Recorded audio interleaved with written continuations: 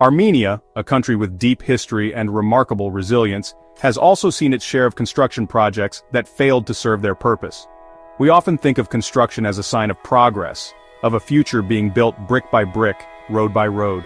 But what happens when the building stops, when the grand visions that fueled these projects collide with the harsh realities of economics, politics, or simply a change in priorities? Today, we're going to explore some of Armenia's most ambitious and ultimately most pointless construction projects, monuments to what could have been, standing silent and incomplete against the backdrop of this ancient land. These aren't just stories of concrete and steel. They're stories about people, about national aspirations, and about the complex dance between dreaming big and the practicalities of making those dreams a reality. We'll look at highways that lead nowhere, sports complexes that have never heard the roar of a crowd, and even a so-called smart city that remains eerily quiet. It's a journey into the heart of planning and ambition, where the line between a visionary project and a cautionary tale can become incredibly thin. So why do these projects matter? Because they offer a fascinating, if sometimes frustrating, window into the challenges and choices that shape a nation's development. By understanding why these structures stand empty, we can better understand the broader forces at play in Armenia's recent history. From the post-Soviet transition to the modern-day quest for economic growth, these silent giants have a lot to tell us. So, grab your metaphorical hard hat and let's go exploring. So, to understand why a multi-million-dollar highway might just stop, or why a futuristic city remains a blueprint, we first need to zoom out, way out. We have to talk about the context in which these decisions were made. Armenia's story in the last few decades is one of profound transformation and immense challenges. The collapse of the Soviet Union in 1991 didn't just change the flag, it completely rewired the country's economic and political DNA. An entire system, for better or worse, vanished almost overnight. This transition from a centrally planned economy to a market-based one was, to put it mildly, rocky. Industries that were once part of the vast Soviet machine suddenly had to compete on a global scale, often without the resources or infrastructure to do so. This period was marked by economic hardship, energy crises, and the immense task of building new state institutions from the ground up. It was a time of survival, but also a time of incredible hope and ambition for what an independent Armenia could become. And ambition, my friends, requires investment. It requires building things. Roads, power plants, public buildings. These are the physical manifestations of a nation's strategy. But here's the rub. Where does the money come from? For a country like Armenia, with a relatively small economy and geopolitical challenges, including blockades from 2 of its 4 neighbors, funding large-scale infrastructure is a monumental task. It often means relying on international loans, foreign aid, and diaspora investments. Each of these funding sources comes with its own set of strings, expectations, and risks. A loan from the World Bank or the Asian Development Bank comes with oversight and specific requirements. A private investment might depend on political stability and the promise of a return. This creates a high-stakes environment where a project's success or failure can be influenced by everything from global economic downturns to shifts in local political power. A new government might have different priorities than the one that broke ground on a project. This political dimension is crucial. In any country, large construction projects are deeply intertwined with politics. They can be legacy projects for a particular leader, symbols of a political party's vision, or sometimes opportunities for corruption and mismanagement. When administrations change, so can the political will to see a project through to completion. What was once seen as a national priority can suddenly become a political liability or an unaffordable relic of a previous era. Furthermore, there's the challenge of long-term planning versus short-term needs. When a population is facing immediate economic pressures, is it better to invest in a futuristic highway that will pay dividends in 20 years, or to focus on smaller, more immediate job creation programs? This is a fundamental tension in public policy everywhere, but it's especially acute in a country navigating the complexities that Armenia has faced. The promise of tomorrow can feel very distant when you're worried about today, and so this is the landscape.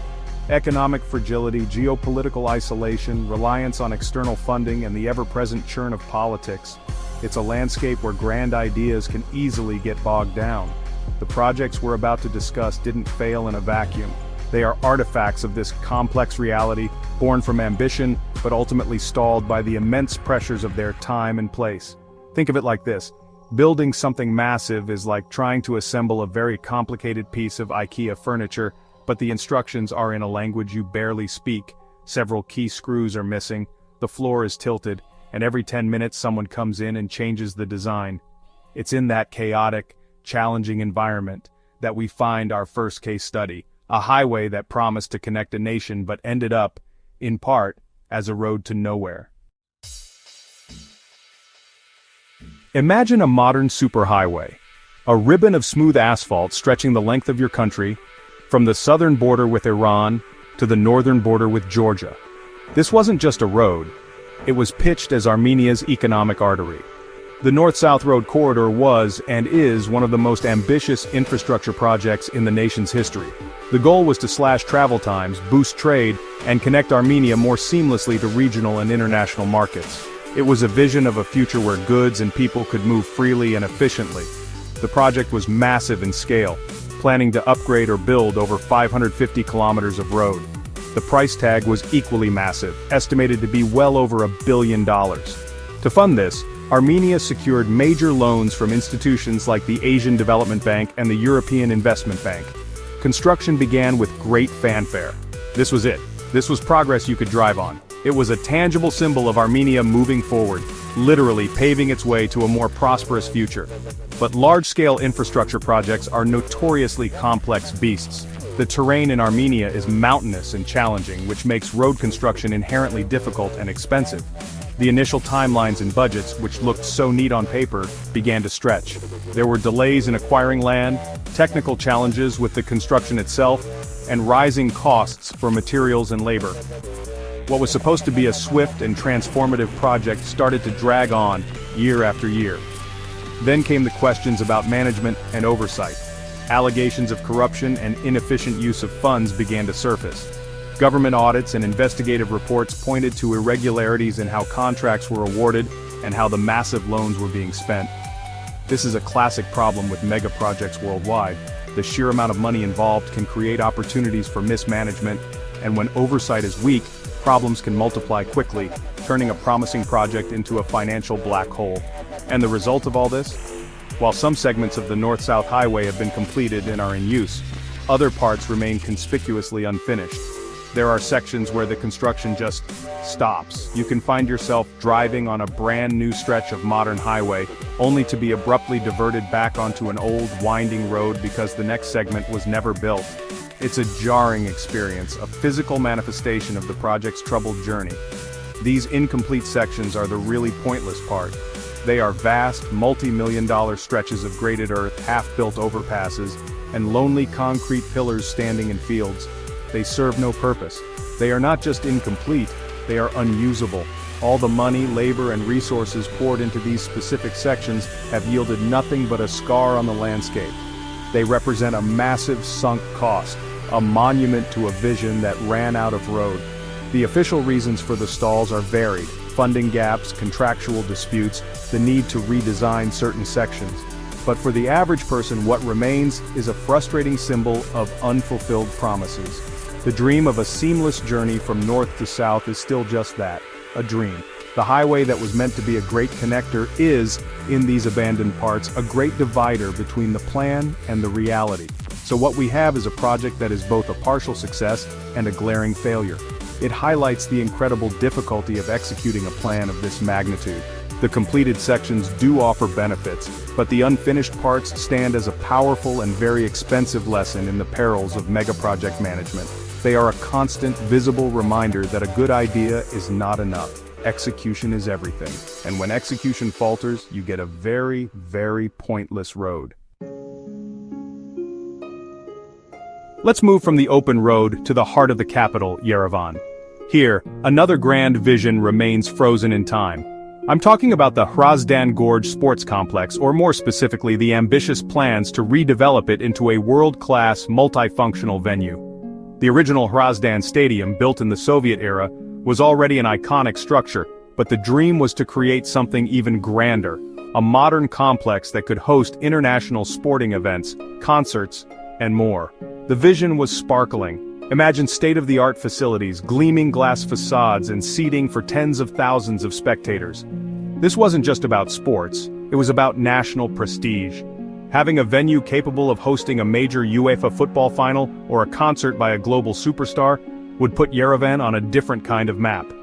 It was an investment in the city's cultural and sporting future, a statement that Armenia was ready to play on the world stage. The project, initiated in the 2000s, involved private investment and was championed as a landmark public-private partnership. The initial phases of demolition and reconstruction began. The old was being cleared away to make room for the new. There was a buzz of excitement. Renderings of the proposed complex were published, showing a sleek, modern arena that looked like it belonged in any major European capital. It was a symbol of Yerevan's modernization. But then, the classic story unfolds. The budget. The initial cost estimates, as is so often the case, proved to be wildly optimistic. As construction and demolition progressed, the projected expenses began to balloon. The complexity of modernizing such a large, aging structure, combined with rising material costs, meant that the original investment was simply not going to be enough. The project required more and more capital to keep moving forward. This is where the momentum stalled. The private investors, faced with escalating costs and a longer timeline for any potential return on their investment, got cold feet. The flow of money slowed to a trickle, and then it stopped altogether. Without the necessary funds, construction ground to a halt. The workers went home, the cranes fell silent, and the site was left in a state of suspended animation, partially demolished, partially built, entirely abandoned. What remains today is a skeletal structure. It's a ghost of an arena. You can see the concrete bones of what was supposed to be, the new foundations laid next to the old crumbling tiers. It's not the proud Soviet-era stadium it once was, nor is it the modern marvel it was intended to be. It exists in a strange limbo, a construction site that has become a ruin without ever having been completed. It's a place that has never heard the cheer of a crowd or the opening chord of a concert. The site stands as a powerful symbol of the risks of private development projects that rely on a continuous flow of investment. When the economic climate changes or when a project becomes less attractive to its backers, there's often no public safety net to see it through. Unlike the highway, which was backed by international loans and government guarantees, this project was more vulnerable to the whims of the market. And so, the unfinished complex in the Hrazdan Gorge serves a different kind of pointless purpose now. It's a destination for urban explorers and photographers, a canvas for graffiti artists, and a stark reminder of a grand dream deferred. It asks a silent question to the city below. What is the cost of an ambition that overreaches its grasp?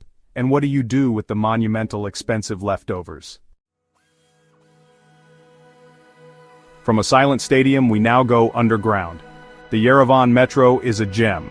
Opened in 1981, it's not only an efficient way to get around the city, but its stations are also stunning examples of late Soviet architecture, deep, ornate, and impressive. Like many Soviet-era metro systems, the original plans were far more extensive than what was ultimately built.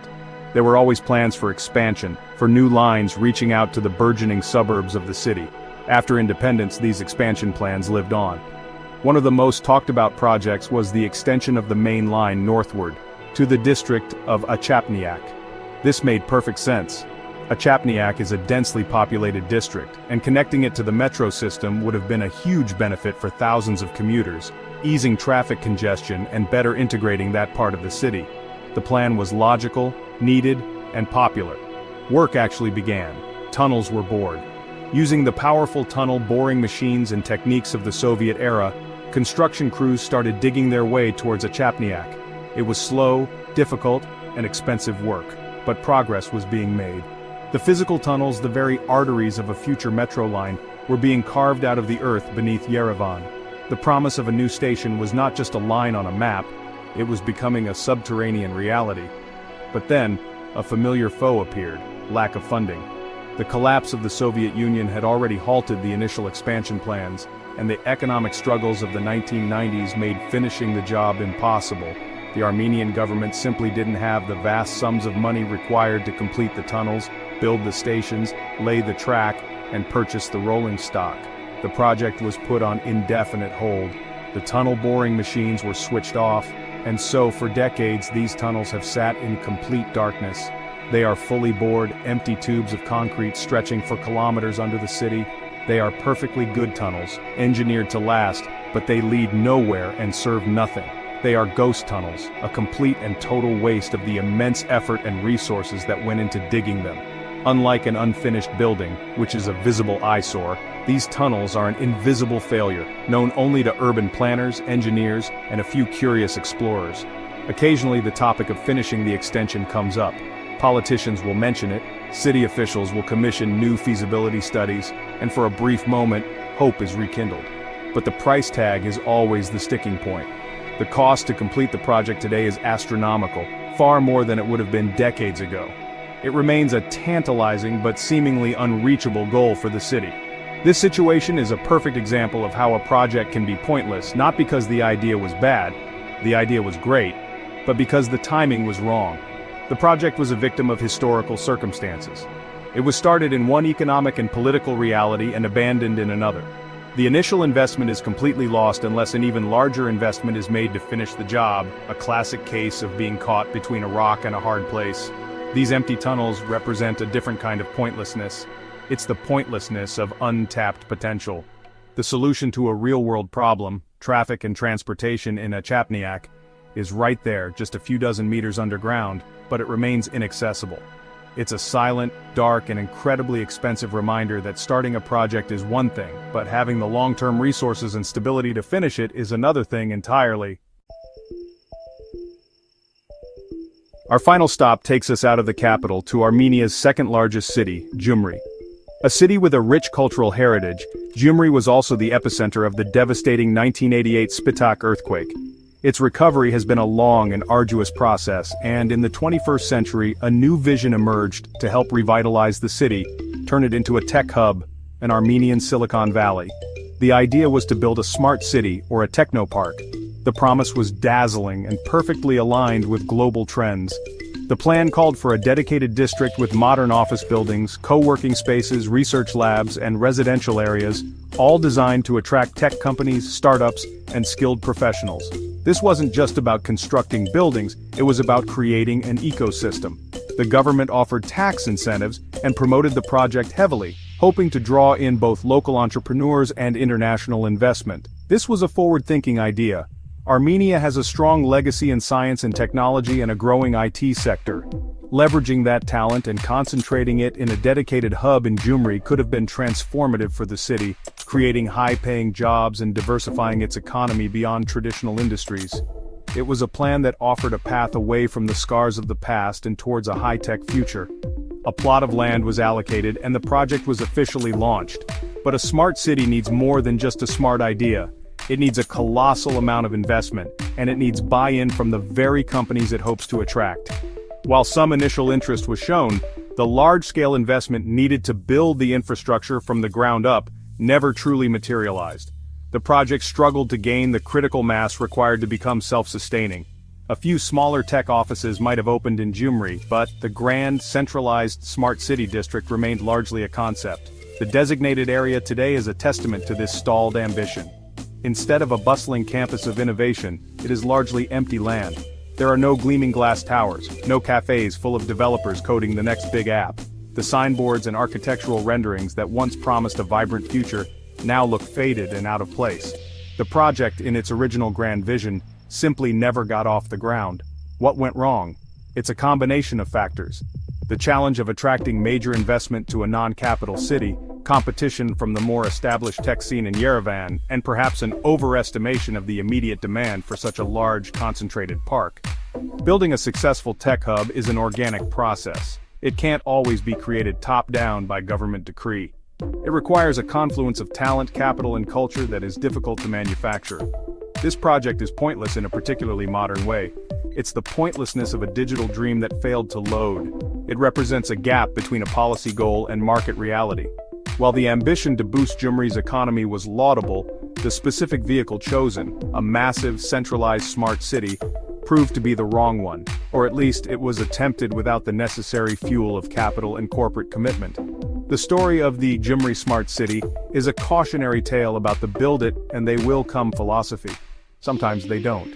It highlights that in the new economy, infrastructure isn't just about concrete and steel, but about creating environments where talent and investment want to be. And in this case, the vision, however smart, remained just a ghost in the machine. So, from a highway to nowhere and a silent stadium to ghost tunnels and a phantom tech hub, we've seen how even the most well-intentioned plans can go awry. These projects weren't born from a desire to waste money or to fail. They were born from ambition. The ambition to connect a country, to achieve international prestige, to solve urban problems, and to build a new kind of future. They are the physical remnants of big dreams that collided with the hard realities of geology, geopolitics, and of course, economics. Each of these stories serves as a powerful case study. They teach us about the complexities of nation-building in the 21st century. They underscore the importance of realistic planning, transparent management, and the long-term commitment needed to see massive undertakings through to the end. They are not just failures, they are expensive lessons etched into the Armenian landscape, offering insights for future generations of planners, politicians, and citizens. The question is not just what went wrong, but also what can be learned. These projects raise important questions about planning, priorities, and the future of development in Armenia. They force a debate about how a country with limited resources should best invest in its future. Is it better to dream big with mega projects that promise transformation, or to focus on smaller, more manageable initiatives? There's no easy answer. Which of these projects surprised you the most? Share your thoughts in the comments below.